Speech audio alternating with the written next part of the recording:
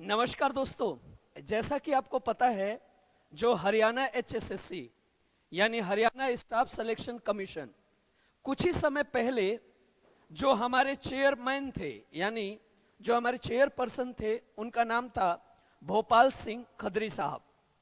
अभी कुछ ही समय पहले आपको पता है कि हरियाणा में मुख्यमंत्री बदल गए यानी चेंज हो गए। अब नायब सिंह सैनी हमारे नए मुख्यमंत्री हैं और मनोहर लाल खट्टर जी अब मुख्यमंत्री नहीं हैं। तो उसी के कुछ आसपास समयों में इन्होंने रिजाइन कर दिया था चेयरमैन के पद से और इन्हीं के पास पूरा एचएसएससी की जिम्मेदारी थी, जिसमें आपको ग्रुप सी, जिसमें आपके ग्रुप डी लेवल की परीक्षाएं कराई जाती हैं एचएसएससी में। सीईटी हरियाणा की जिम्मेदारी भी हरियाणा एचएसएससी के पास है। तो लंबे समयों से लगभग 1-1.5 महीने से एचएसएससी का जो चेयरमैन थे वो चेंज थे, कोई भी उस पद पर नहीं था। अब कोई भी काम नहीं हो रहा था और कोई भी काम नहीं हो रहा था तो एक तरीके से स्टूडेंट भी परेशान है कि ग्रुप डी की भर्ती जो पेपर हुआ है उसका रिजल्ट नहीं आ रहा है।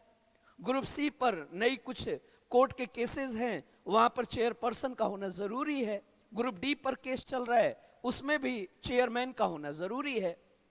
तो अभी हाल ही में एक नए चेयरपर्सन के रूप में एक नाम सामने आया है जिसका नाम है अनुराग रस्तोगी साहब।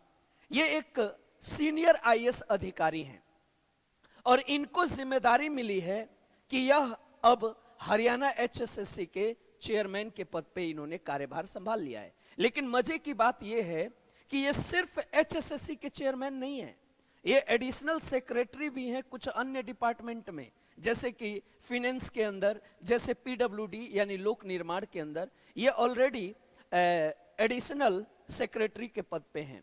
उसके अलावा इनको एक नया चार्ज, एक नई जिम्मेदारी हरियाणा एचएसएससी के चेयरमैन के रूप में भी मिल गई है और उसमें भी अब ये काम करेंगे। इसका मतलब ये है कि हरियाणा एचएसएससी को अब चेयरमैन मिल गया है, चाहे वो कुछ समय के लिए है, चाहे अतिरिक्त कार्यभार है, लेकिन मिल तो गया। अब इनके ऊपर जिम्मेदारी है कि जो भी केस चल रहे हैं या जो भी नई भर्तियां हैं, प्लीज इनसे आग्रह है कि उसको जल्दी से जल्दी सुने, उसको निपटाएं और नई भर्तियों का एक अच्छा सा सुनहरा मौका है नई भर्तियों का और ये उसको पब्लिश करें। सीईटी को जो कि वादा है हर साल 2 बार होगा, तो अब इनकी जिम्मेदारी है कि इस साल वाला सीईटी भी अब कंडक्ट करा लिया जाए। तो ऐसी जानकारी के लिए मिलता रहूंगा। नमस्कार दोस्तों।